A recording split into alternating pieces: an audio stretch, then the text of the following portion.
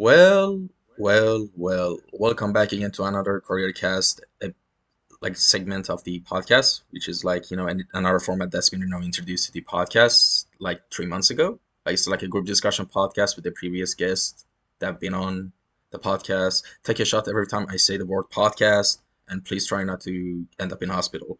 So yeah, so let me do a quick introduction of the guests. We have Marby Kwong from episode 199. We have Mary Bestet. Bestet Mary, that's her username. Also known as Maria Bulgakova, if I'm not mistaken. Right? Did I pronounce that? Bulgakova. Yeah, yeah, sorry. Uh, Bulgakova. Bulgakova from episode 209. Wait, actually, two of you are 10 episodes apart. That's kind of interesting.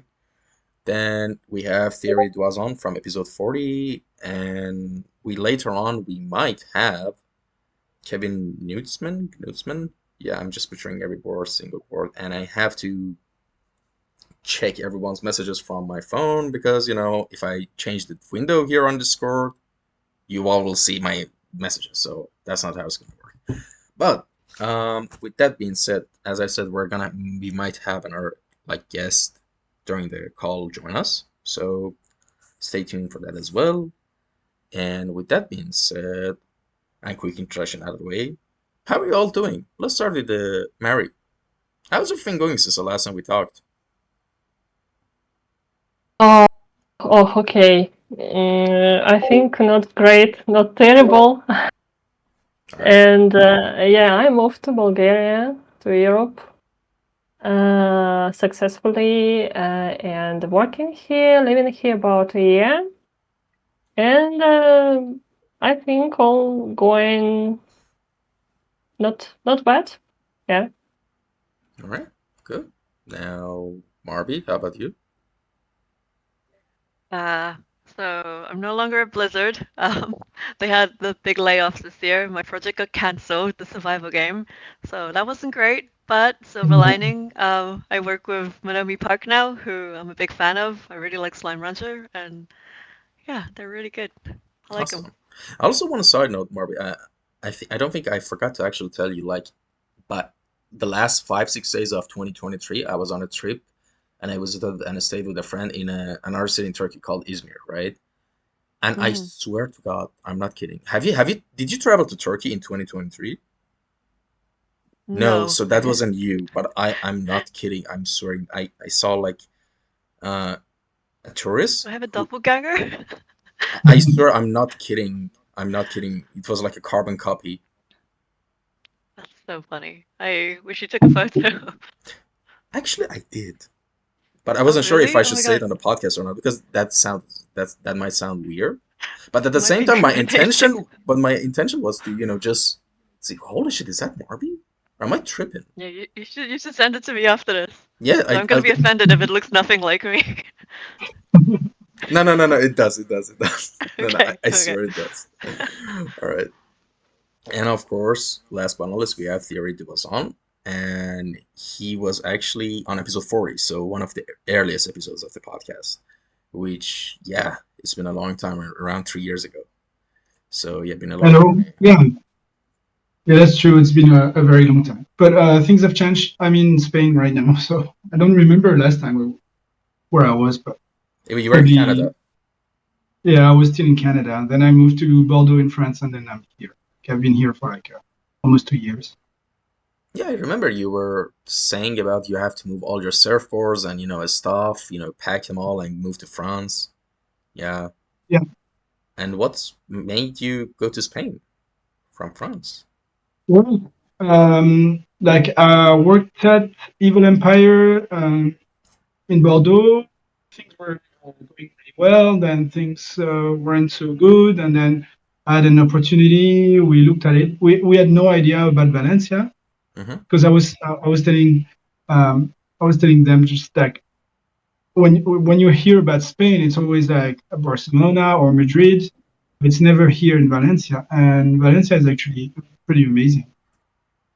So we started to look around and YouTube videos and stuff about the city and learn about it, and we're like super excited. So then Nice. yeah, we've tried it, and yeah, it's a great move. It's not fun to move in three different countries in 3 years, but yeah. anyways. How are you dealing with the heat this summer that's going on? I'm sure in Spain is like, I don't know. I got a sunburn today, actually. oh, Went to the swimming pool.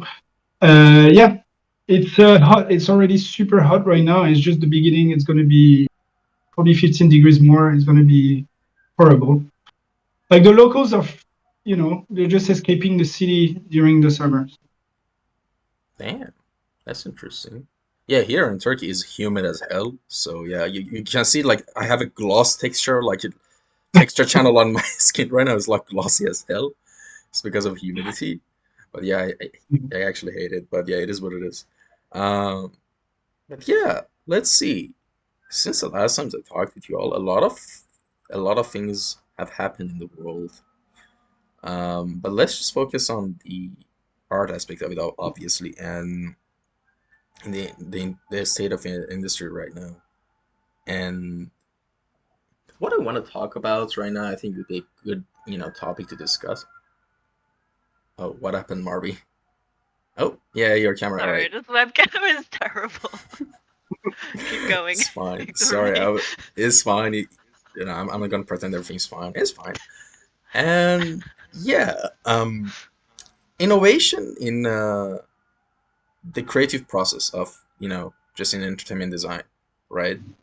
What I mean by that is, yeah, that's basically it. I think that's pretty self-explanatory because right now everything has been, once an IP gets successful, like a trope or cliche gets successful, like a company or studio right now, and I think it's been a thing for a long time.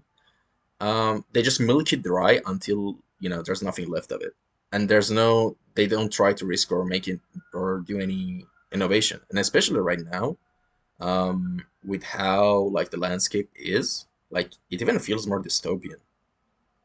Like, how would you see the progress of this event? Or do you think what I'm saying is true, or maybe I'm wrong? Just anything. We can start with theory, actually. What are your opinions on that? Well, it's a big subject. I think it's actually a very good time for. I mean, me. I mean, video game. It depends of everyone. Like in the entertainment industry as a whole. Um, I think it's a great time to be around for indies developers in general because you can be super creative. You have a lot of mediums to actually support you, and a lot of people are very interested.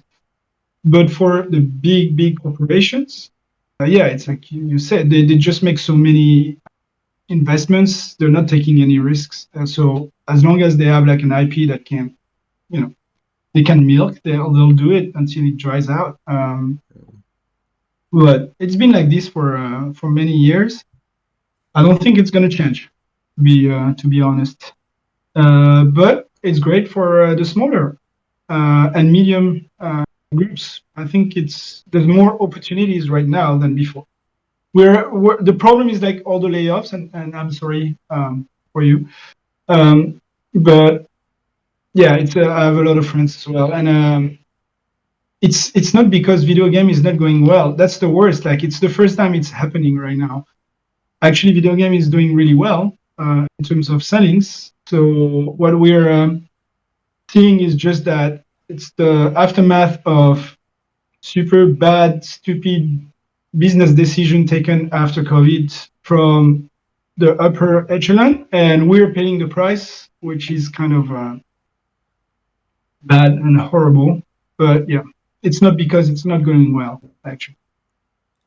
Yeah, and we can see it already in a lot of these video games that are being made. Like everything is so bland, and just they make play everything safe. It's just the same regurgitated concept with little to no innovation. And I don't know. I think it's even possible to take some big, like let's say at Evil Empire we worked on. It's been announced very recently, the Prince of Persia as a different indie style the with Evil roguelike Empire. one, right? Yeah. I was the art director in this project, and we wanted to create something like I worked on two Prince of Persia actually, and this one was very different. Like we just took the indie route, and the roguelite genre. But so you can take a big existing IP and actually make something very interesting with it. 10%. Yeah, definitely. Like, I mean, what I said is a very general thing. Of course, there are still companies that are already like doing great stuff. And by the way, like actually, I'm I really like the new look of the Prince of Persia's that are coming out. No, honestly, I was a bit skeptical, especially about the last one that came out, the 2D one. I haven't played it yet, but it looked amazing. I really liked it. They did it justice, and even the new one, the symbology, the design, the art, like it just everything of it. It just even though it's not the same as the previous like entries in the like the franchise, but it still feels like a fresh product, and I like that. I really enjoy that. So of course there are things like this that are happening, but for example, all right, let me actually give examples because I can't just say things without backing them up, right? Like for example, the Assassin's Creed franchise, the Call of Duty franchise, like they're all like in the shadow of their former glory. How would you say that like expression? Yeah, something like that. And they were great franchises, and it's like so sad to see where they are right now. They're just being milked dry of their fan base, because they have a lot of fan. It's just like every product you see, it gets corrupted by just pure greed, right? Like I can give like it's like everything. For example, Adobe recently with their new policies and laws they made that they have access to our works now, whatever we make in the layers and our Photoshop files. Like what the hell? Like Yeah, not actually, surprising. exactly. And yeah, the formula is this: get a huge, massive following and have a lot of eyeballs and attention on the product. You hook them in, boom, make a lot that makes us more money in the next quarter. Doesn't matter. And yeah, that's what we're seeing more and more in the industry. Before, like gaming industry wasn't really huge, so they weren't that much like amount of like shareholder eyes on the industry, to get on it. So it was less susceptible to these kind of like corruptions. But now it's a different story. But at the same time, you're right. There's still a lot of great studios, both indie and AAA, who are doing amazing stuff. Um, but yeah, we just have to wait and see. But actually, like yeah, to see the positive side of things, like the glass half full side of things. Yeah, actually, indie game sphere is just booming more than ever, better than ever. But let's actually, I'm gonna stop speaking and I'm gonna let the next guest talk. So, all right, let's go like this. So, Mary, your turn. Um, okay, my opinion about innovation in games. Yeah, Just in the entertainment industry, not just games. industry. Okay, maybe I'm talking about games because yeah, I'm working on games and mostly I'm working on free-to-play games. And yeah, game dev industry changed, and I guess in future we will see more games, more mid-core games, mobile games. Mostly I'm working on mobile games, so I think mid-core games, different games, or maybe some franchises goes on mobile and it's working. And I think yeah, different mid-core games will work in future a lot, and not casual style, but maybe I don't know, like Valorant style or League of Legends style, something like that on mobiles. I think it will be working. Marby, could you please check your Discord DMs right now and check the photo I just sent you for a second, and please inform us if I was wrong or right in my observation. Right? Come on. Okay, yeah, that looks like me. All right, let me actually. Who are they? I don't know if I've, League. I did want to go to Turkey before. Oh It wait, was on my wish list to get to Turkey, but I didn't get to do that while I was in Europe, and now it's very right. expensive to travel Do you think I from get in legal America. trouble if I show someone's face without their consent, but they don't even know I exist? Probably not gonna do Um, that, just in case. We'll show you later. but yeah, I can confirm it did look Yeah, like me. yeah. All right. So see, I wasn't wrong. All right. So about the topic we're talking, actually, what do you think?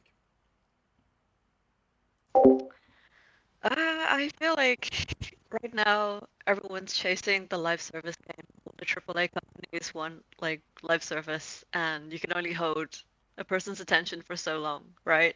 Like you only have so many hours in the day, so they're already fighting for people's attention, and I think they're all playing it safe by making sequels of big titles like the next Diablo or the next Assassin's Creed or next Call of Duty, and they're like, we just need more people to play our game and keep invested and keep playing our game. I think people are gonna get really tired of that eventually, and I think single player games are gonna make a comeback, hopefully.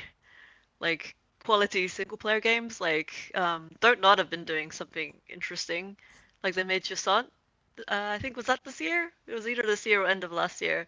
And that was like it was a bit more of an indie title for them.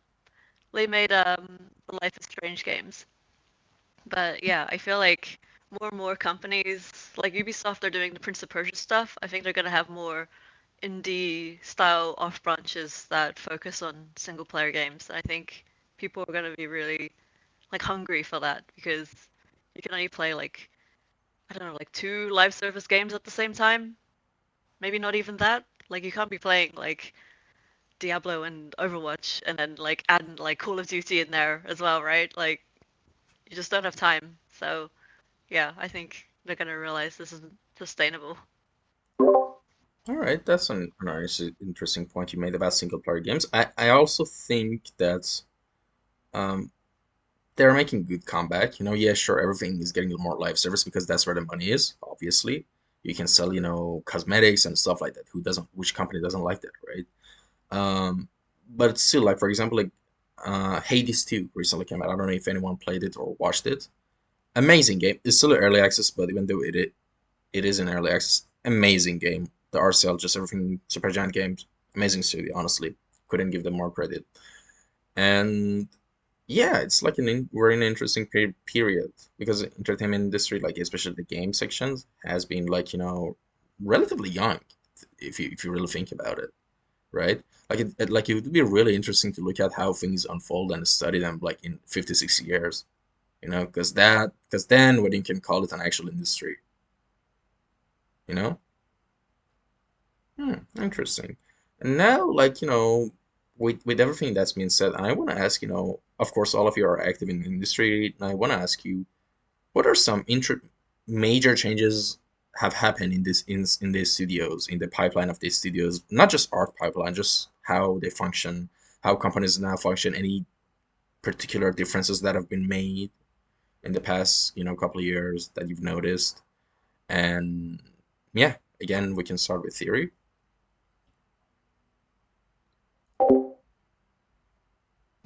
Well, I haven't seriously, I haven't noticed anything new. It's like the trends that we've seen since 2020 have just like keep going and going.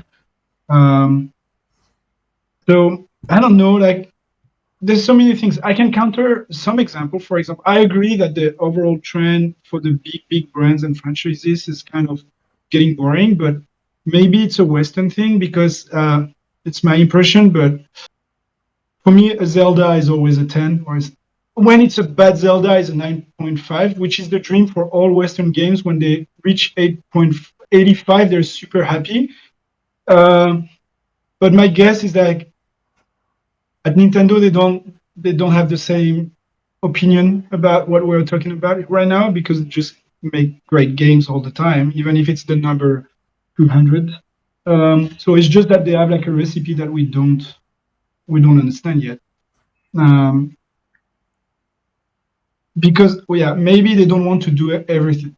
And the problem here is just that the big games they just don't they want to cover everything. So these games are kind of blurring the lines, and it's probably not as interesting. I have no idea. I don't have an answer. I don't see many trends. What I see is like in indie, if you have the money to back up your project for a while and be sustainable, it's a great time. Double A games or mobile games are just the future for me. It's gonna be more difficult for triple A for sure, but I wish that what you're saying for a single player game is becoming true.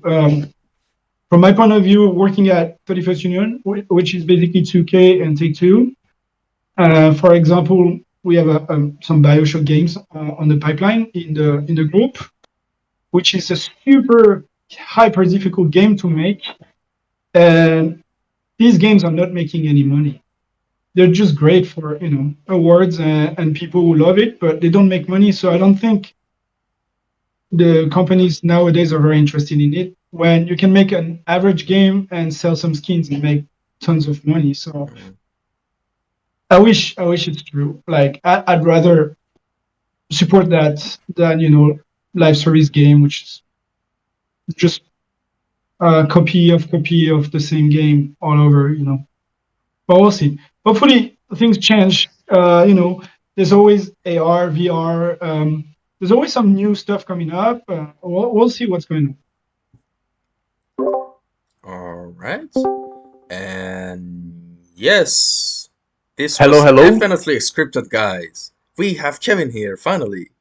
So yeah, man, welcome to the episode. We're already recording, but yeah, there's a whole misunderstanding with the time. So you're actually on time. Don't worry, dude. But yeah, it was just Okay. my dumbass who got messed up the times for Spain and California. Your video is not on, by the way. Like you might want to, yeah. No problem, no problem. Hope Yeah. it doesn't. Marby, when you were trying to fix your webcam, I was just trying to hold my laughter because you turned it off and your profile picture showed up as just a hamster, like stressed, and at the same time you were trying to do Yes. this. It was so The funny. hamster with a crucifix. It's because Yeah, you're playing scary games. yeah, yeah. What we were saying? Oh, yeah, there's changes in the industry and stuff like that. So yeah, well, Kevin. Oh, also let me also introduce. Like Kevin also was on episode 188. So let's see. Yeah, 188. Hey, my man. How's it going? Been a while. Hello, hello. From the sunny Curitiba, if I did pronounce that right. Exactly. It is pretty sunny actually, and it is Curitiba. Yes. Yeah. Yeah, we were talking about the major changes that have happened in the past couple of years in the industry, especially like in the studios that everyone's working in. So yeah, now it's Mary's turn. Then after Mary, it's your turn. So just be ready. All right, Mary, you're up.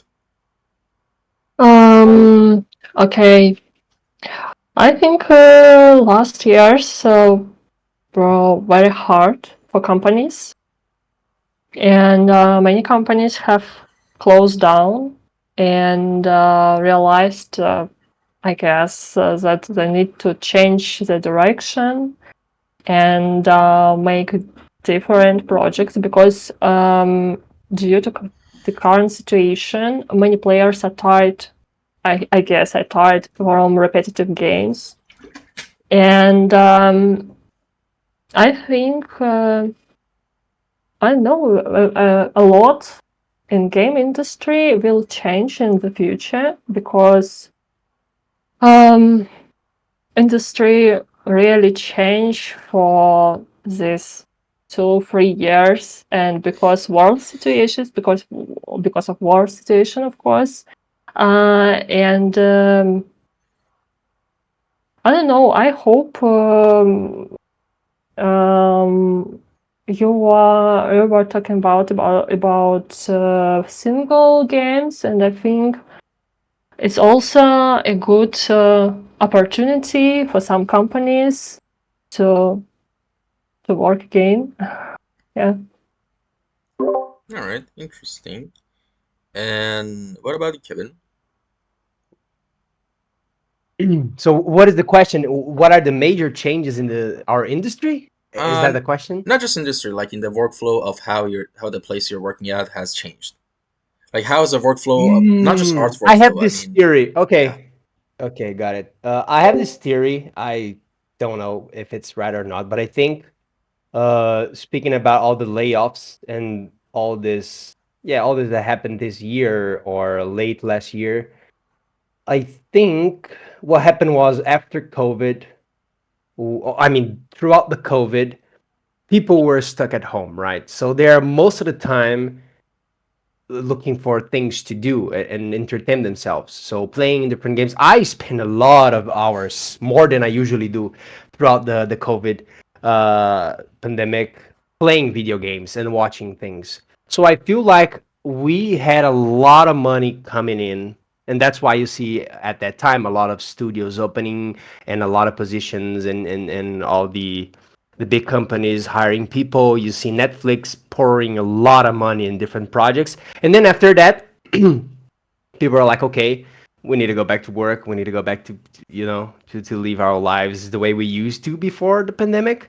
So we need to spend our money in other things. We can't just be like spending money on entertainment. So I guess a lot of people, started to spend their money in other things, and so that's why I feel like we have less money right now in our industry. And also, there's a lot of people, are much more experienced people than me, that have been working in our industry for like a lot of years, probably their entire lives. They were talking about the fact that our industry goes through ups and downs. I guess as other industries, there's moments where you have more money, more opportunities, and moments there where you have less. So maybe like both of these things combined made and led us to where we are currently at. So that's one thing that I've been thinking about. And the other thing is technology overall. So if you combine studios wanting to make more money because we are going through quote unquote tough times, and the development of technology like AI, and even before AI, like I think we spoke last time in the podcast,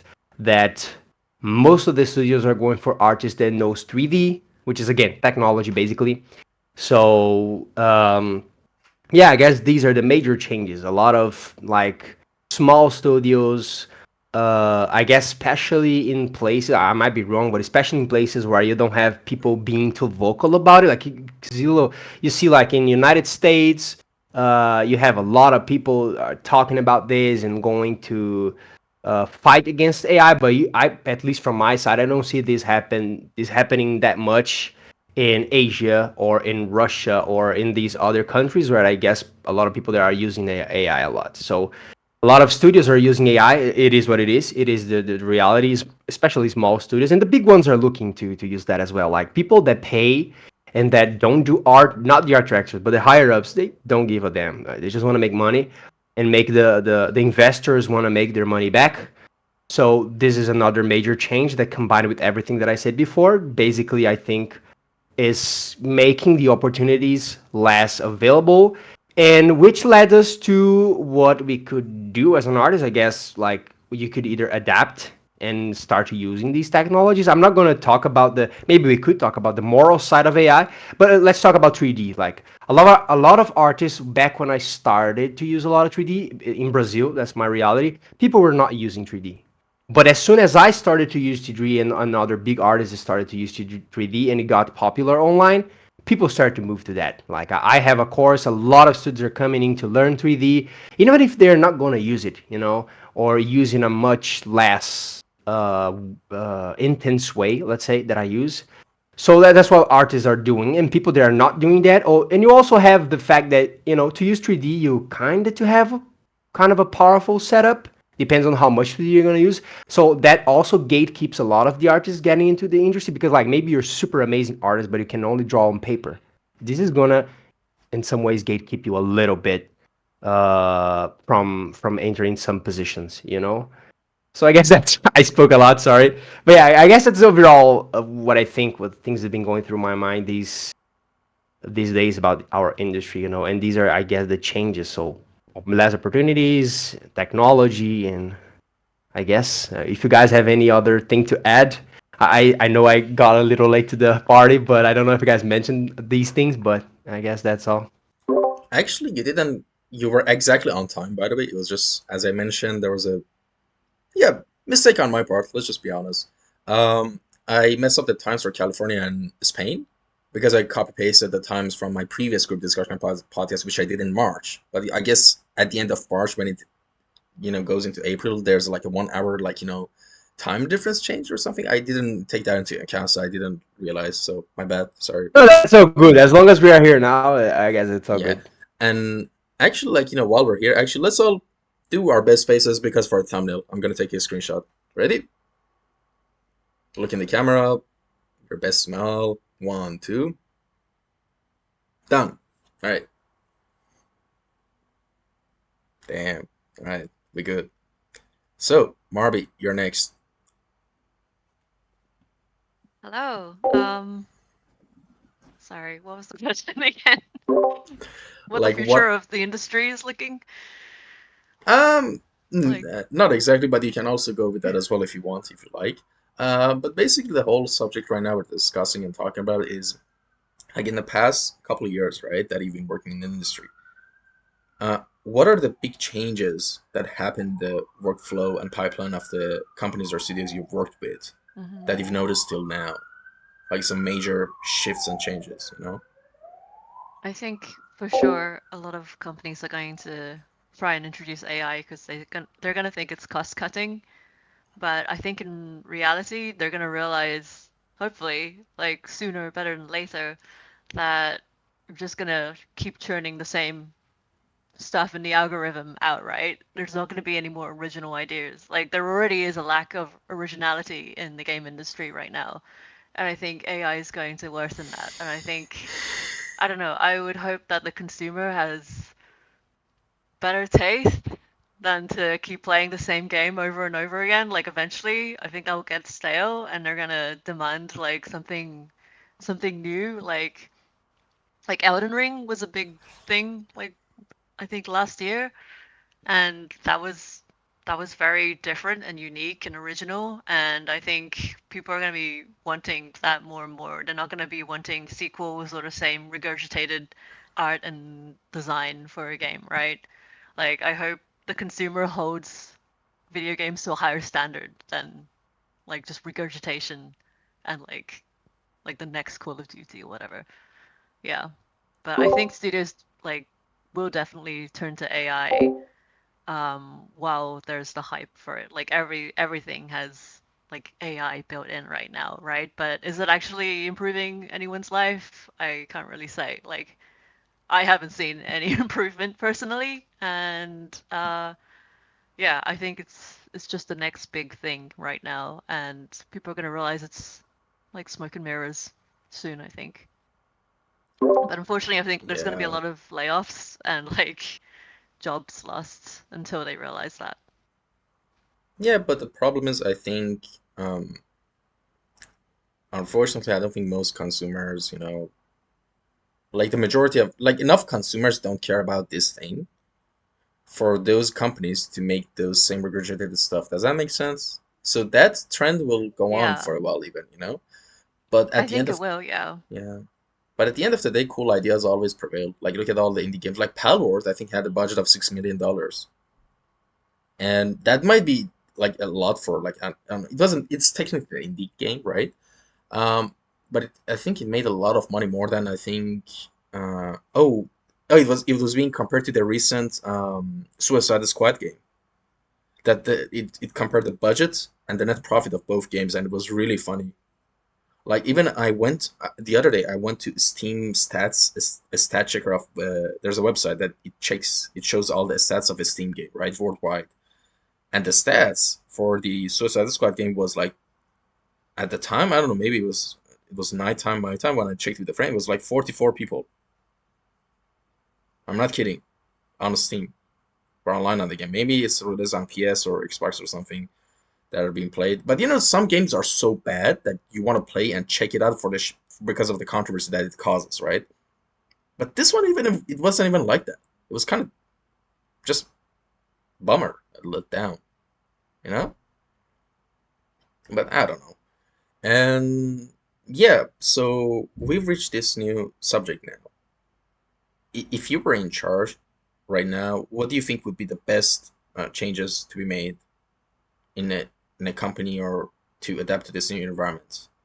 Or just in the industry, like how would you like the industry to be changed? Because, but also try to answer it in a way that is actually kind of like could be kind of realistic, but because what I mean by that is like, yeah, sure, everyone can say, all right, let's completely outright ban AI. Let's actually, get do this good thing, do this great thing, but that's not how the world works, unfortunately. We're in a way that we also have to navigate the profit of whoever is sponsoring these projects, right? So yeah, it adds a layer of complexity to this solution. So I think we can start with theory. Well, the complicated topic because I consider myself as a concept designer, nor not a concept artist or fine art artist. So for me, AI is the non-content, not a topic. I've been waiting for this for more than 20 years. Not like I think most people discovered this for the last 2 years, but I've been waiting for an AI assistant in design for such a long time because in industrial design is just normal thing that it's been studied a long time ago, and this is something we've been waiting. I only imagine this to be like a super heavy software where like you have like some these heavy voice command and a very bad user interface, but it has come out lately in this amazing tool, super easy for everyone to use.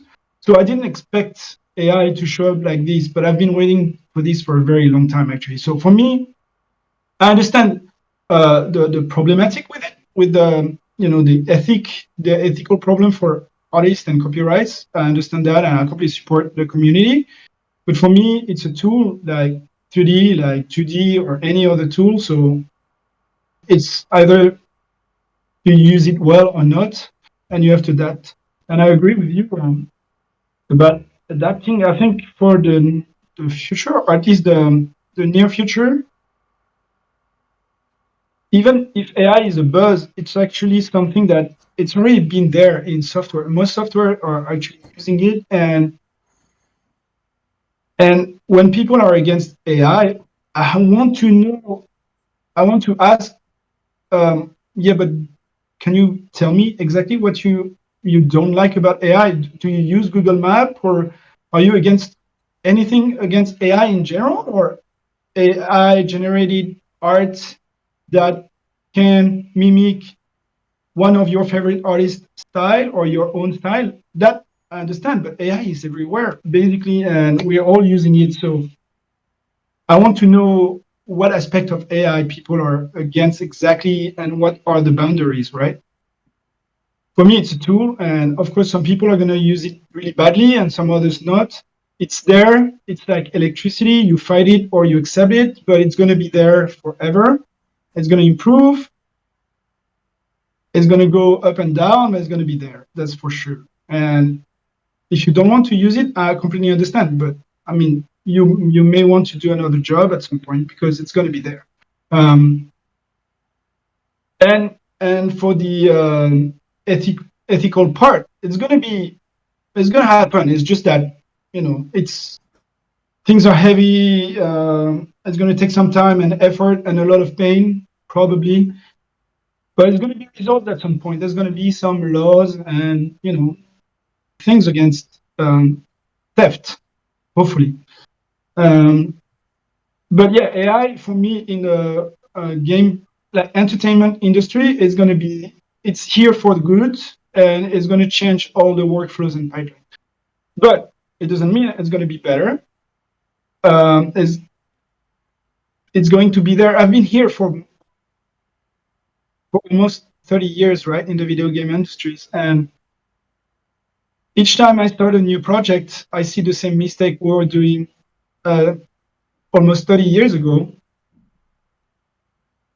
But every time the same mistake come with a new face, so you're always surprised. But it's the same. After a while, you realize that they are the same mistakes. We're making all over the same mistakes. They just come with a new phase because technology evolves. We're always on a new platform, a new engine, blah, blah, blah, new software, whatever. So people keep adapting. But then you realize we're doing the same problem. And it's not going to change with AI. We'll do the same mistake in 30 years from now. So I think this is just a human thing. Except if you are AI analyze this problem, and they're like, hey, beep, beep, this is a red flag. You human, you're very bad. You've been doing this forever, so we're going to change it. But so that may be a good thing at some point. I don't know. I'm a very positive person, so I'm trying to see a brighter future, including AI. And something that people don't talk about or don't want to talk about is when I open ArtStation, I rarely do nowadays, but if I do it, I see the same thing all over again. So for me, it's going to purge the industry because I know we don't want to talk about it, but there's a lot of concept artists that are just bad. And AI can be better, like, or some people that don't have any skills in art can be actually better or more creative than a lot of so-called concept artists in the industry. Like, I'm talking just about concept artists right now, but this is true for 3D artists, animators, sound design. Anyone in the pipeline can be replaced at some moment by some better tools. That includes coding, producers, whatever. This all can be improved in some times. And there's a lot of people that are just not good. So yeah, I know we don't talk about this, but yeah, it has to be said at some point. A lot of concept artists are just shit, and we have to accept it. Damn, you just made a lot of interesting points right now. And yeah, I mean, actually, about the most concept artists and 3D artists these days are just being very, like, not unique, and like a polite way to say it.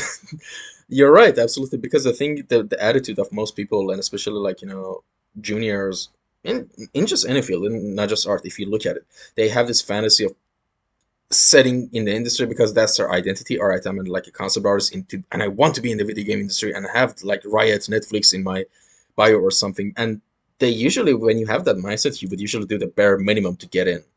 You're not very ambitious. You don't really have your own plans and IP developments or just exciting ideas for yourself.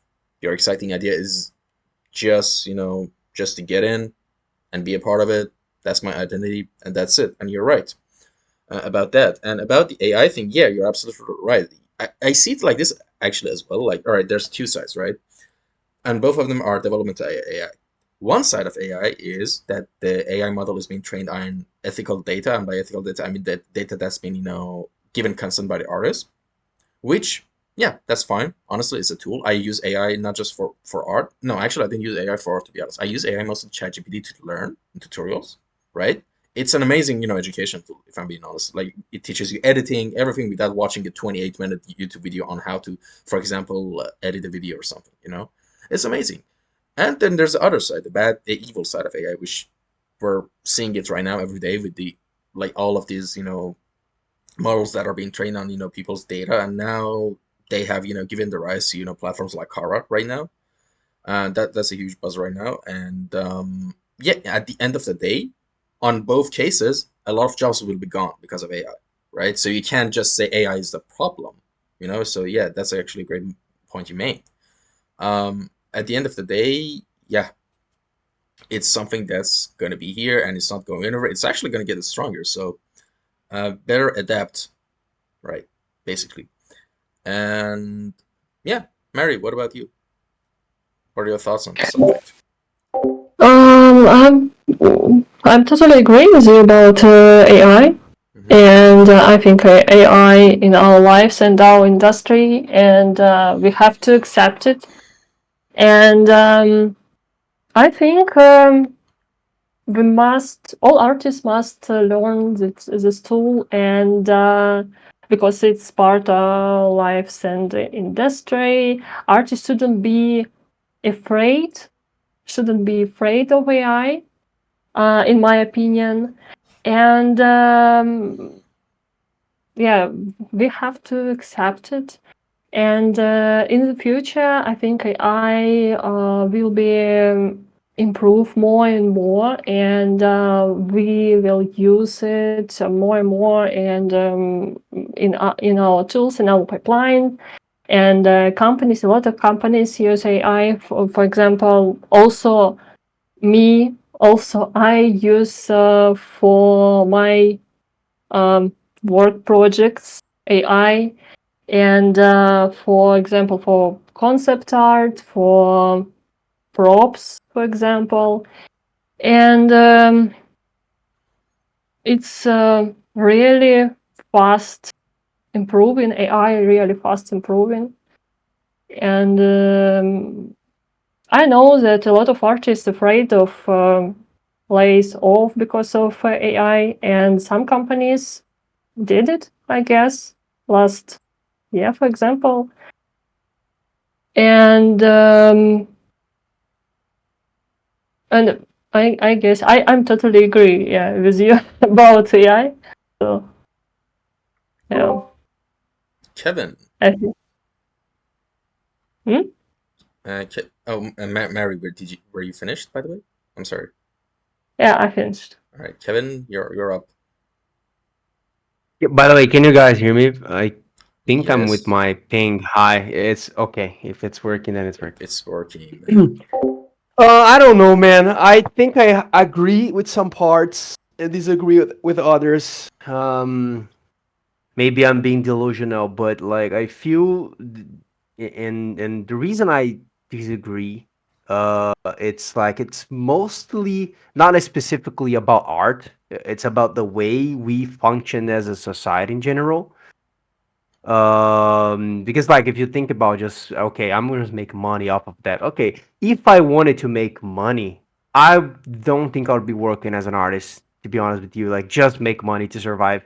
Maybe I'll do something easier because it's goddamn struggle to be an artist. Especially when I started in Brazil. I had to spend way too much time learning everything. So the reason I do art, and I feel like most of artists they do art is because they like to do it. You know, if AI gets to a point where it doesn't need no input from scraped images and it can actually create, uh, and I wouldn't use it to create art, you know, because like okay, I have a finished image, you know. Maybe it's not the best example that I'm gonna use here, but like, do you know that movie Click? With Adam Sandler. He clicks and he can get whatever outcome he wants. Well, if you don't watch it, basically he can fast forward his life with a TV control. You know, like he can speed run the boring meetings. He can, you know, and it gets to a point in the movie where he's like speed running, even having sex with his wife. You know, he doesn't get the fun of it, and it's boring because he just like, okay, I need to do something else, but she wants to have sex now, so I'm just gonna skip it. But when he actually in the future he realized he's losing the good parts of it. So what I'm saying is, as a society, I feel like we need to think about these things. You know, um, 'cause, like maybe we lose something that we don't see now, just to make money. You know, because okay, the general public just wants to consume something. I'm just want to sit down and watch whatever. I don't give a damn how it was made. Um, but for us artists and for us as humans in general, because like if we lose it, the other people are going to lose it as well. You know, like if you work in like especially like art is hard, but if you work in other types of industries where things are already a lot of dominated by AI, it's going to get even worse for them. I mean, you know, I just think about all these things, like our brains shrinking in hundreds of years because we are so dependent on AI that our brains like half AI functioning dominated or whatever. Maybe I'm just going overboard here, but you know, I feel like there is this side of it that I personally think we should consider. You know, I know I probably is not gonna be what is going to happen unless I don't know the future holds for us. But I think about these things, you know, this the struggle of creating the research and the learning process that goes through whenever you're creating something and challenging yourself is a transformative process for you as a human being. So you can become a better person by trying to be a better artist, but you cut all that if you're just relying on a technology. I think we should consider that when discussing these things. I'm not saying like you should bang AI or whatever. It's here and it can do really good for us. This is one side of things that I think about. The other side is like thinking about supporting myself and having a family or whatever. Of course, I will probably learn a few tricks using AI, even though probably would be against my will. If it needed for me to stay working in the industry, but I also think that um, I don't know how it's going to transform in the future, but it's still hard for AI to create something original. So it really is going to push out, as Thierry was saying. Sorry if I said your name wrong. It's really going to push out people that are just spamming the same thing, you know, which I don't think it's. I disagree a little bit with Thierry because like it is going to push out all the people that are doing the same, but they are already out. Like if you go to ArtStation and you see a lot of the same, a lot of these people are not working.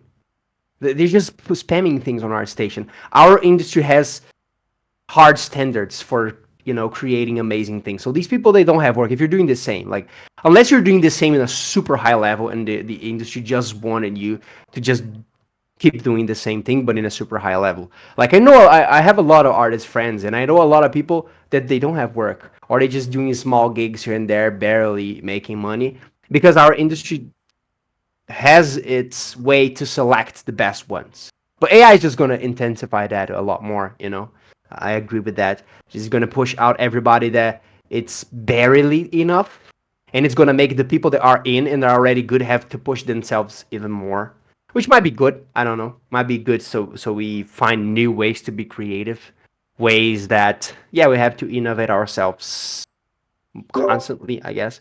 But just before I finish going back to that point, I think we need to consider what we think as a society we will like how we imagine the maybe it's delusional again, but I guess we should keep this topic alive if we want to at least have a hope for something good in the future as a society to think about these things, you know, what we lose if we uh I feel like maybe you guys can give your opinions, of course. Like I feel like it's a little bit how like workout. Like if you don't use your muscles, if you're just home eating, they're gonna trophiate.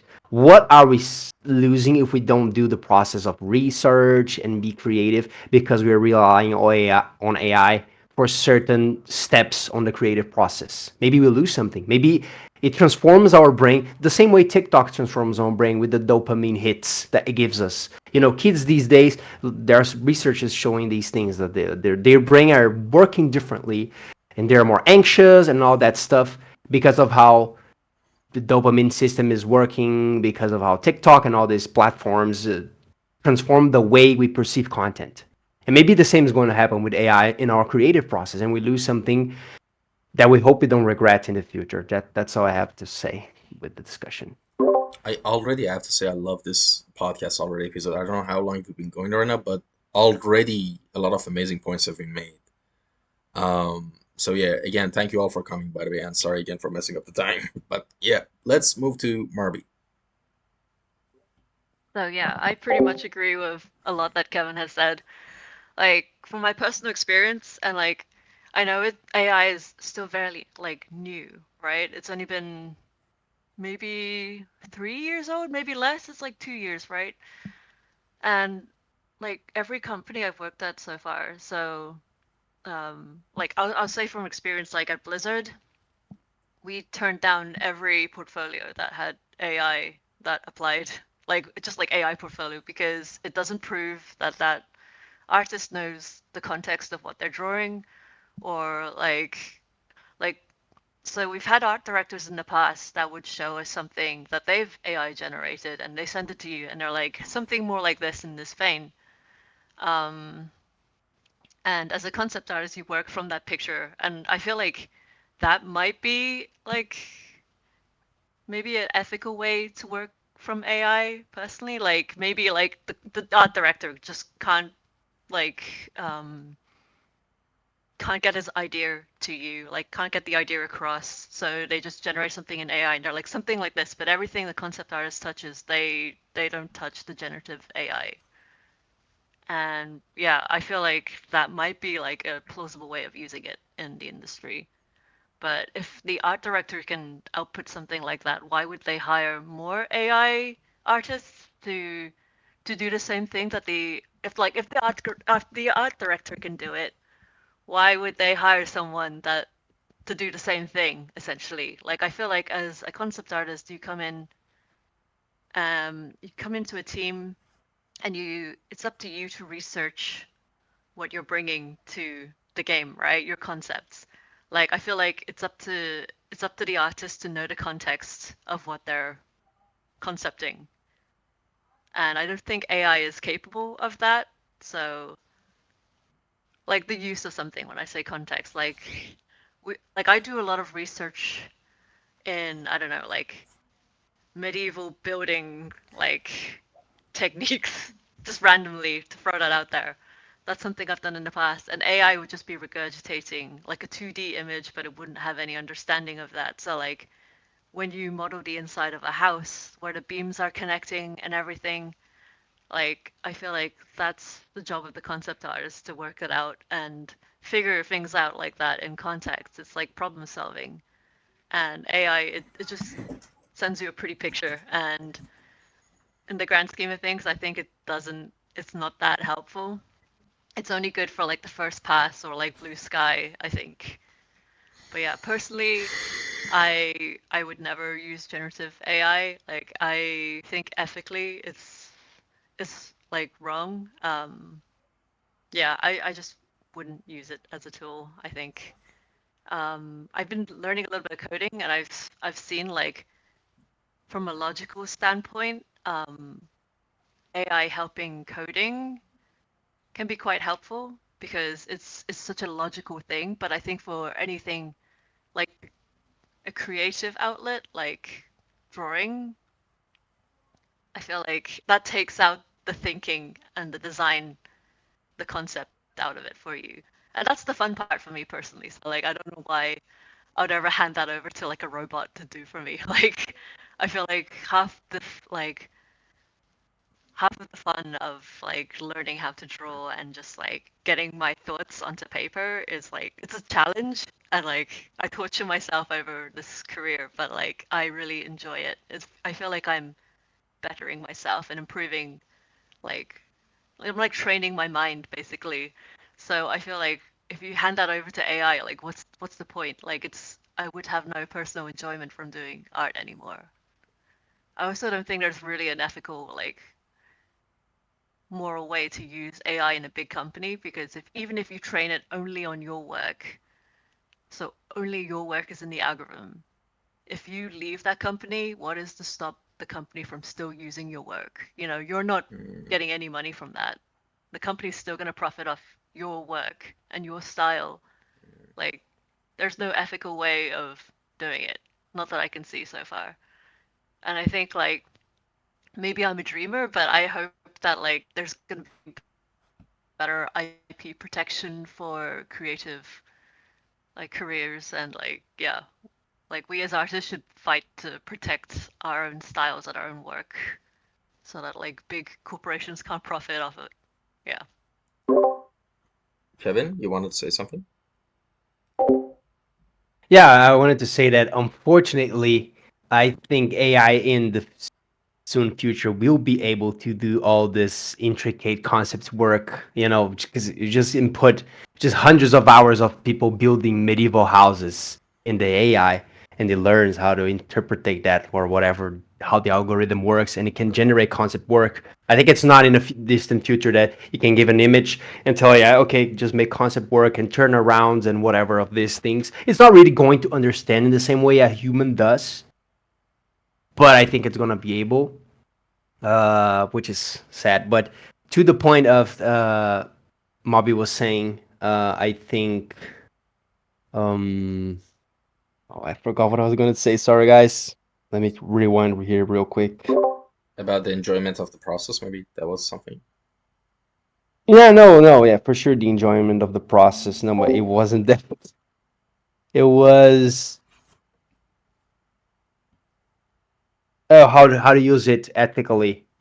Like if you train the AI with your own data set or your own work, maybe like the company can buys you out, I guess. Like, uh, give us your style after you're leaving the company. They give you a shit ton of money, which I don't think is realistic. Like, a greedy company is gonna do that. But maybe you can sell and it's hard because like you have different cultures. Like you have artists from Brazil, like we make a lot less money than artists from the United States. I know the companies are outsourcing a lot of Indian small studios because it's much cheaper. So, that you have all these things playing out, people just trying to make money, and people that love the work, and people that love their work, but they also need to pay their bills and stuff like that. So it's really hard.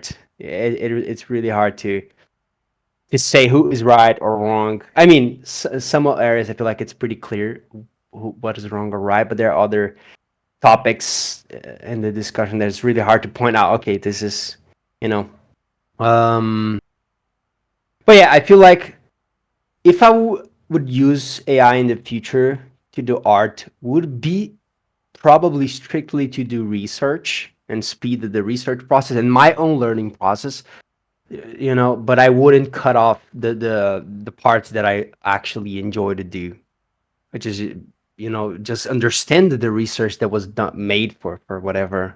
Yeah, yeah, but I don't know. I forgot exactly what I was gonna say, but I sum it up, I guess. All right. Actually, I think for the part about, how to use like AI ethically, in that case, for example, you work on a project, but then you leave the company and your work might be still in the database of the AI. So what's going to happen there? But I think a solution to that would be that per each project should have a separate AI model. And it's actually not unrealistic. It's actually super easy to do and manageable. Like a lot of these AIs that you see that are popping up for different, purposes, they're usually a fork of the actual ChatGPT, source code, right? So you could definitely, make, different variations of the same thing. You could basically, have like an AI for each project, and based on the references and, the things required for that project, you can train it. And, for example, all right, I worked on this project. My work can be, be trained under this AI, but not the rest of the AIs, right? Or not have like just one big giant AI that the studio or company holds that is like, throwing every piece that everyone who's working at the studio in there. Like, yeah. But this way, when it's separate for each project, and the data could be, I don't know the technical actual how much data does an AI model need, right? How many terabytes or petabytes of data it needs. So I don't know on that regard, back end of the situation. But technically speaking, I think this could be a way, like a way around to work this out. But that will never happen, and we all know that. No company is going to go to that length, because where's the profit in that? Like, where's the incentive, the monetary incentive in that? All right, Theory. All right, I like the points, and I completely understand all the point of views, but I have a few points that I can give from an art director's point of view, because I've been on the concept art side and also now art directing. So come back to my point. There's some very bad art directors too, so don't forget about this. So a few points. If you work for a corporation and you're being paid and you sign a contract, whatever you do belongs to them, not to you. So that's given, right? So if you want to train a diffusion model on your own stuff and not being worried about ethical problems and stuff, you can do it by yourself on your own machine. Do your work, give your work, and they'll never have access to this anyways, because it's your own training. If you work for a company and then you train this, it belongs to them anyway. So there's not even any debate about this. You can still do something that is ethical and use AI without any worries, because the tools are going to get better and better and better and more, how to say, easier to use and friendlier, and also probably more ethical, probably. Also, if you use something like Viscom, you can always input something directly from your own drawings and only coloring as a process. And also, I start to understand some of the fears, maybe from artists in general, is that I have the impression that you're talking about an AI that is going to replace you entirely and do your job from uh, A to Z, whatever. But I don't think this is going to happen. We always need some people at some point to do the work. It's the same for factories. We have robots, but we still need some people to, direct these factories, make money out of these factories, and this is not done by robots today. I am wrong, but I don't think so. It's going to be the same. I mean, we'll always need some creative process from people and use this as tools. So I don't know what's the worry about AI. I'm talking in production, right? Not for personal parts. Production is always going to be driven by money and time. And these tools are going to fasten the process. So they're going to be logically more useful. So we have to get used to it. After that, we have to accept how it works and find the best way to use it. But it's going to be there. And I personally, I can do whatever conceptorists can do, but I don't have time anymore. So I really enjoy using AI to find the happy accident, exactly the same way I was doing by myself before, by manipulating filters or layers or whatever, or doing my own stuff with my custom brushes. I do exactly the same thing with AI. It's just faster and better, and it helps me because I don't have time anymore to do it.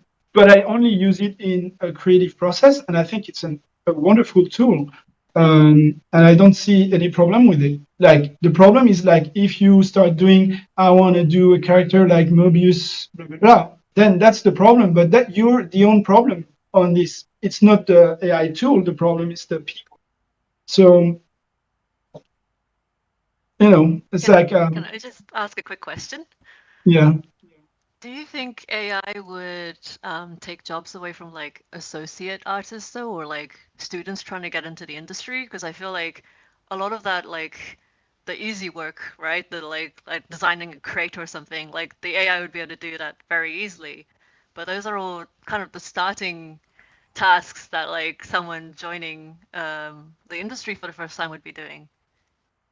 Maybe like you may be right. I don't know. AI is going to have a ripple effect that I cannot predict, and I don't want to. It's going to cut out some jobs and maybe some boring jobs. We'll never know. But yeah, if it's the entry level, I don't know. But if your portfolio, for example, you were saying your director is giving you something, for example, made out of AI. I don't know the reason why he or she's done that. I have no idea. But if I do it, I would explain to my conceptualists why I've done it, for example, in the first place. And I won't ask them to do just a derivative version of what I gave them, because if I can do it, why bother? But if I give them something, is because I have an idea at a high level, high concept level, and I will count on them to propose me some better stuff than what I'm proposing anyways. So I don't know. I think it's the process as an art director is the concept artists are not your hands. They're brains that you can use and work with to better a product in general, right? So this is not going to change.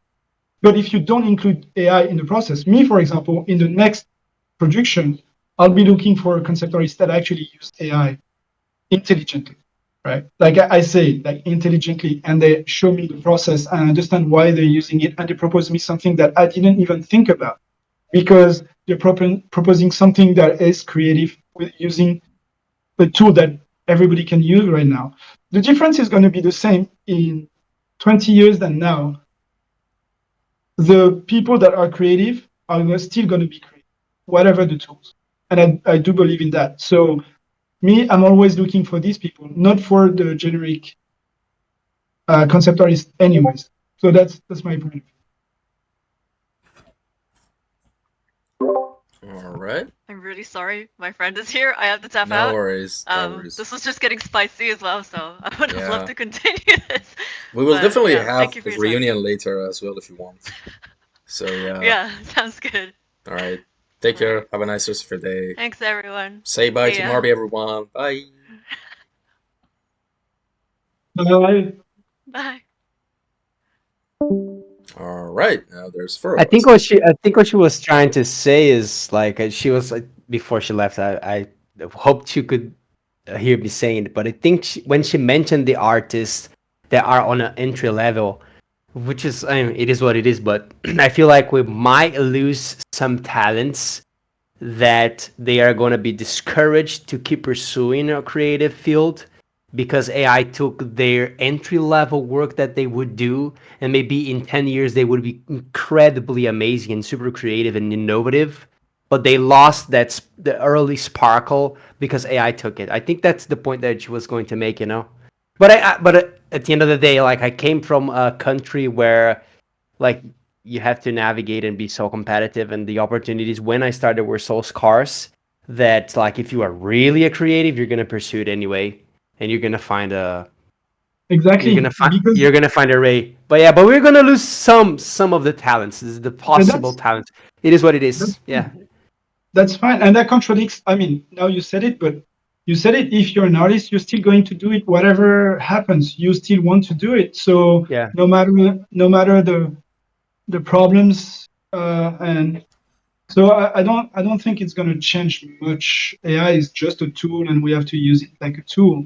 Um, so Yeah. I don't think it's going to change. And for me, creative is being creative. You use the tools that you have. You can be creative with just send, and you'll see the difference. You take 10 people, you ask them to play with sand, and I will hire the most creative ones. I don't care. You know what I mean? So it won't make a difference for me. All right. So, yeah, this has been an interesting topic actually. Um, hmm. Kevin, I have a question. Since you've been working in Riot for a couple of years now, right? I'm not working for Riot no more. I All right. left last year. Yeah, but I worked 2 years there. Yes. So right now, of course, if you want to share with us, where are you working right now?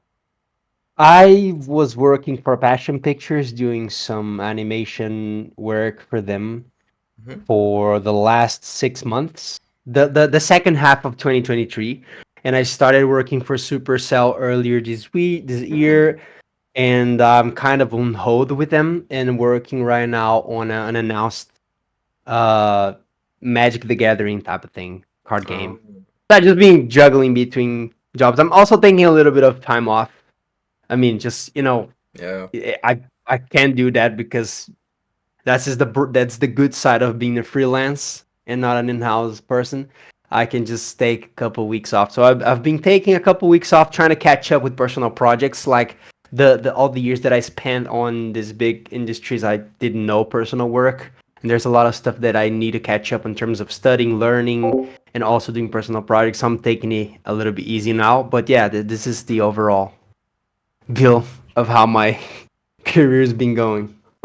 So yeah, exactly. Like that actually is something I want to talk to you about is how have you been like let's actually talk about something which yeah, I think is going to be a super important topic as well. Recovering from burnouts, right?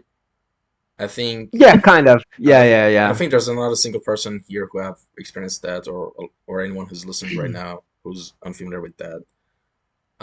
So yeah, what are your experiences with burnout, Kevin? First of all, gotta look for professional help.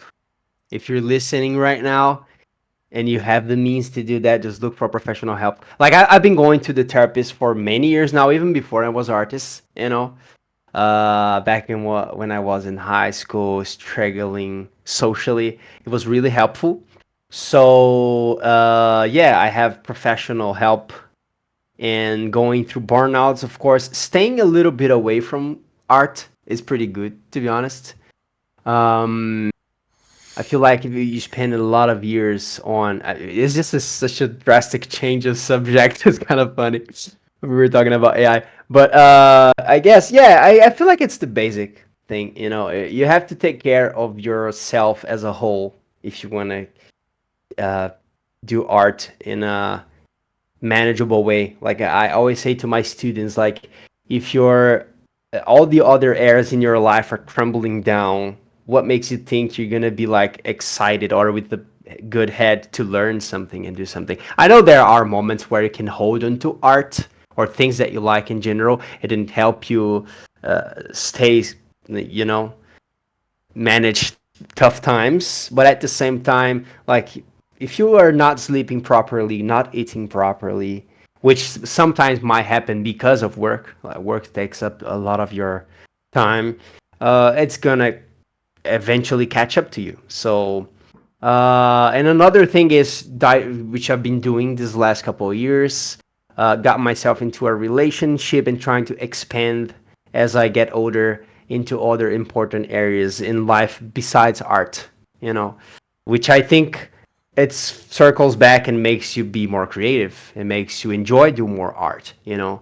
Uh, Developing relationship is what I've been doing this last months, enjoying my friends, scheduling traveling, you know, and yeah, and the fact that I've been doing that made me want to do art more again and with more passion and with more clear view, I guess, because I was getting pretty tired and stressed with art. You know, even when I sat down to do personal work, at some point I was just playing games after work. But now I really want to sit down and yeah, I guess I feel like I've been saying this for so many years now. Everybody kind of knows it, but it's good to say it again. I guess some people they're just starting out, or a lot of times hearing the same thing again helps you. You know. But yeah, I guess that's it. Recovering for burnout. First of all, seek professional help. If you can't do that, just go back to the basic, which is eat well, sleep well. This is going to improve your life drastically. And I feel like everybody agrees, I guess. Yeah. Yeah. Theory, do you have any thoughts on that? I think we should let Mary speak. It's been a long time. Oh yeah, you're right. Actually, I'm sorry. I'm sorry. It was just going like this on Discord. It's okay, no worries You're right. about it. All right. So, what about you, I'm Ari? I'm still in burnout, and I think it started last year. And also, I had a COVID in January, and after COVID, I have a post-COVID issues with my health, and so and also had a burnout, and still I'm in burnout, and I'm trying to live my life and working. Every day I'm making art, making content, art content, running my Patreon. And it's really hard because, and also I'm working with therapist, and it's really hard to continue do all the stuff. And I think when you're working in industry and in company, burnout is really common thing with artists. And yeah, it's really good. Some tips how said Kevin about its eating, sleeping, and traveling, for example, and doing some art breaks. Yeah, and change your activities. For example, because burnout, in my case, burnout was the reason of my burnout was in very repetitive activities in my work in my company. So it was really tired for me, and I really exhausted from it. And I asked to change my activity, and ask my art lead, to change my activity. So yeah, it helped. Sometimes it helped, but sometimes I'm back to burnout, and yes, but I'm trying to deal with it. That's amazing. Yeah, actually, I remember since last year you've been posting stories of recovering from different types of burnout. So yeah, actually, I thought this question would be really nice because you've had a lot of experience, trying to recover from it. And actually, I don't know, like for me, as I said, I'm kind of on the same boat as you, right? I'm kind of recovering from a lot of stuff. But for me, what's really made things easier is to always in my head, and I'm an anxious overthinker in general. I tend to embrace the worst case scenario as much as possible and trying to make myself comfortable with it. Because if you're comfortable with the worst case scenario, then the rest of scenarios are just a bonus, you know? I know that sounds like kind of looking at the things like an opposite way, but for me, it's like, I don't know, because I'm always, my brain is like in crisis management mode, and I've been kind of like, been like that. And honestly, like, yeah, Kevin also did a lot of great stuff, like, seek professional help if you can, if you think it'll help. In Yeah. my experience, I've done that like in 2020 during COVID. Like I went to a therapist for like 30, 40 sessions, I think. Yeah. And at the end of the day, I would say like, whatever works best for you. If you have like good support system, good friends who are around you, who don't judge you or who they understand you, right? That actually could be helpful, but to some extent, your friends or maybe support system are not the, you know, an expert in psychology, right? So in that case, you need to, maybe seeking some professional help could help. Um, but yeah, for example, in my case, I knew everything. I had no problem in, trying to figure out what's wrong with me. I knew exactly what's wrong with me. Like I had no problem in the psychology aspect of the thing. It was just I just needed someone to talk to, because it was COVID. I had no one around me, so that was a lot of pressure on me. And they also told me that I should get an appointment to a psychiatrist. Which one is that gives you prescription for drugs? Yeah, whatever. They just told me to go there, but I didn't do it because as soon as I saw the bill for the price of just a 10-minute talk with that guy, I was like, screw this. I'm just if I need a chemical to balance and calm down my nervous system, I might as well just get a bunch of beers and absolute vodka or something like that. And I did, and it worked. You know, because the drugs are just supposed to be a band-aid, right? And yeah, in that case it works, but try not to make I another went to problem. the psychiatrist and it did help me. Just Yeah, to, play devil's yeah. advocate, it did help me a lot. I'm not saying it's not But yeah, helpful. Yeah, it is it can be very expensive. yeah, It is, yeah, which is pretty sad. yeah. Also, a disclaimer: I'm not an expert. Like, yeah, just don't take my word. Like, as something you could either take advice on. But yeah, even like depends on if it's just for general anxiety and stress. Yeah, alcohol could be good. I don't know, like maybe nargile or hookahs. Smoking that helps ease the nervous system for me too. Maybe it does for you as well.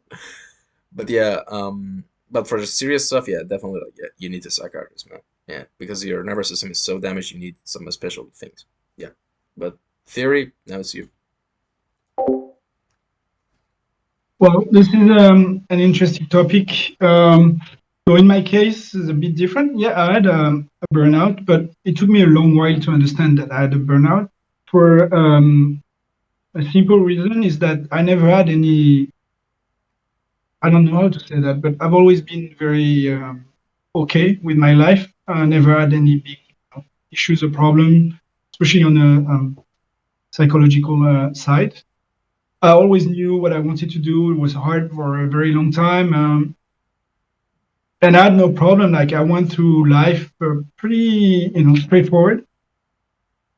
And when I started Steambot Studio with my friends, we did a few projects. It went pretty big, and then it kind of crashed. And in the process, I lost some very good friends. It wasn't just a job. So I always had jobs, like regular jobs, and Steambot was a side project for a while. When we wanted to make it become our main thing, but at the time it was still a side project. But it was taking a long time, like nights, days, weekends, holidays, and you have to deal with that with like a regular 40 hours job. Then this was another almost 40 hours job on top of that, plus my personal life and my hobbies. So it was, like you go for a while and don't realize that, it's maybe too much. So when I left Steambot, it was like a black hole. Suddenly in my life, it was the first time that I didn't have any goals or anything in front of me to drive me, like any target. It was crazy. But it took me like I think a year and a half to really understand that. And during that time, I didn't want to draw anymore. And it was the first time in my life since I'm a kid that I didn't have the drive to draw or to do any art. But I had a lot of hobbies, especially sport hobbies, and I was kind of going crazy into it. But yeah, it was really painful. And it took me a really long time to understand what I was going on because I never experienced something like this in my life. I've never been an anxious person, or I didn't have any problems. Um, so it was the first time. So in my case, it's probably different from a lot of people, but it took me a while to understand. But I had like good friends and I had my hobbies.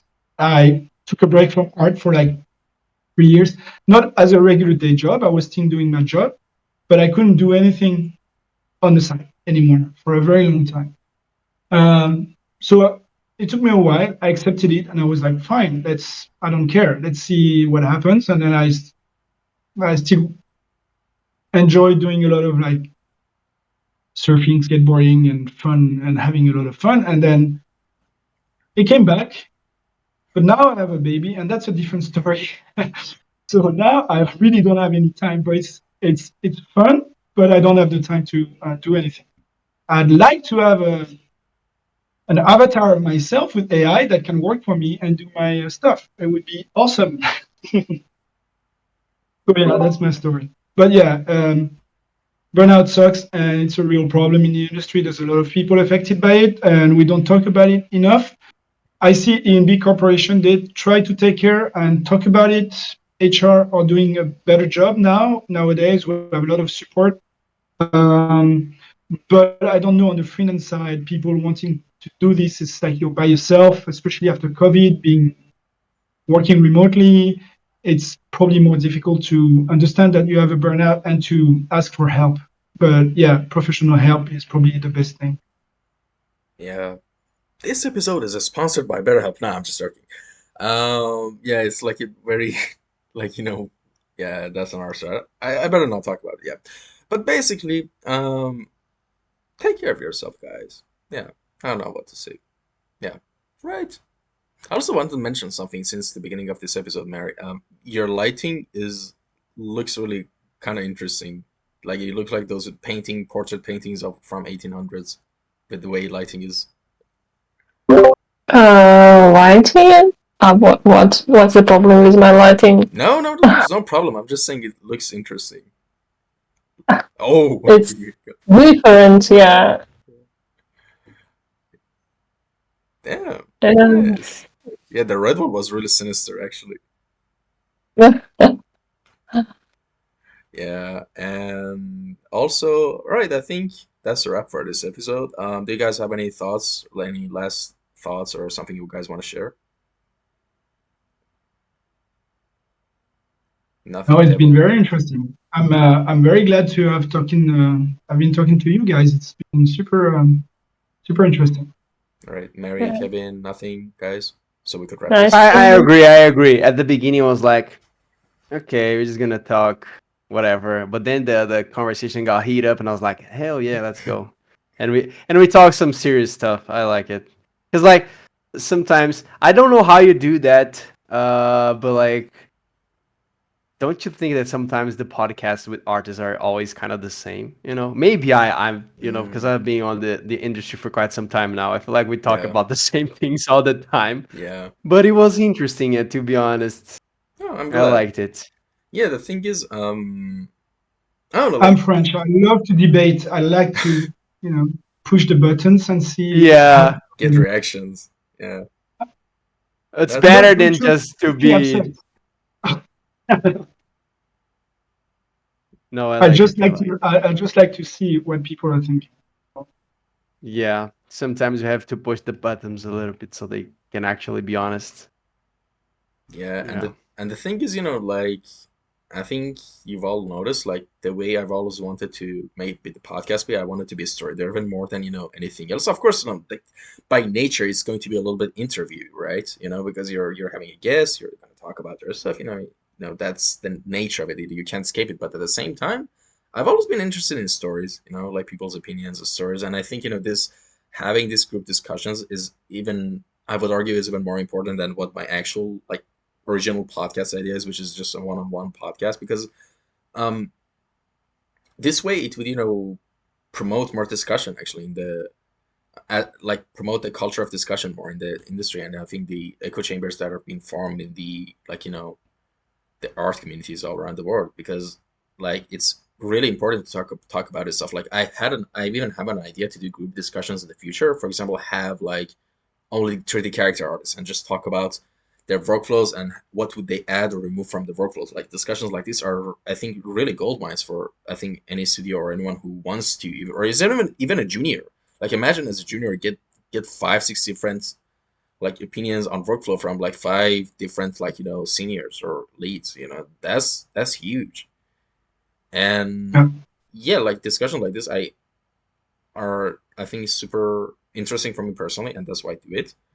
And I'm sure it's going to be really valuable to a lot of people as well. And if you haven't watched, and to anyone who's listening, and also to you guys, if you haven't watched the 3 other episodes, actually you can watch one of them because it's in Farsi. I'm sorry, but the 2 other ones, yeah, you can definitely watch them. And those 2 episodes were really great as well. Like I have a clean record of like the quality of these podcasts. I guess the only blunder I made was the time for this episode. I'm sorry again. But that aside from that, yeah, everything's been going well, and I'm glad you guys enjoyed this. And yeah, I'll probably do one of them start doing them in October, because and probably this episode will be uploaded after episode 300, because this is also a celebration of episode 300 of the podcast. This is a finale. Because I'll like by the end of June, I won't be up recording any podcast till October, November, because I'm in the process of relocating from Turkey to Netherlands. And yeah, I applied for university, and yeah, it'll start in late August. So thing is, like my personal life is extremely hectic, even right now. But I just want to hit the quota of 300 before I leave Turkey. I want the first 300 episodes to be completely clean, be done in this same exact studio apartment I've been recording all the episodes in. So yeah, so I hope you enjoyed that little bit of information. And with that being said, take care, everyone. Stay safe. Till next episode, which God knows where it'll be uploaded. Bye bye. Bye bye, everyone. Thanks a lot, man. It's really nice. Thanks. It was really nice. Nice to meet you. Yeah. Bye. Bye.